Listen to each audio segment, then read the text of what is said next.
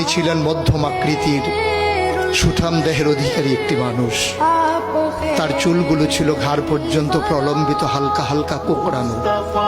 তিনি যখন চুলের ভিতরে তৈল দিয়ে আছড়াতেন মনে হতো মৃদুমন্দ ঢেউ দেখা যায়। তার কপাল ছিল চওড়া, ভ্রুগুলো ছিল জোড়া ভ্রু, ধনুকের মতো বাঁকা। চোখের পাতাগুলো ছিল ফুটন্ত গোলাপের গোলাপি রঙের এক একটি পাপড়ির মতো। তিনি কখনো বা যখন চোখের পলক ফেলতেন মনে হতো মৃদুমন্দ বাতাসে গোলাপ পাপড়ি যেন দোল খাচ্ছে।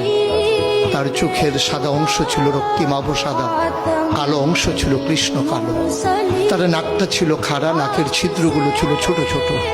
নাকের নিচে ছিল সরু চিকন গোঁফ, গোঁফের নিচেই সেই গোলাপি রঙের ঠোঁট। তার ঠোঁটগুলো যখনো কখনো বা মুচকে হাসত, গোটা পৃথিবীর মানুষ অবাক বিস্ময়ে দেখত গোটা পৃথিবীতে যেন বিজলি চমকিয়েছে।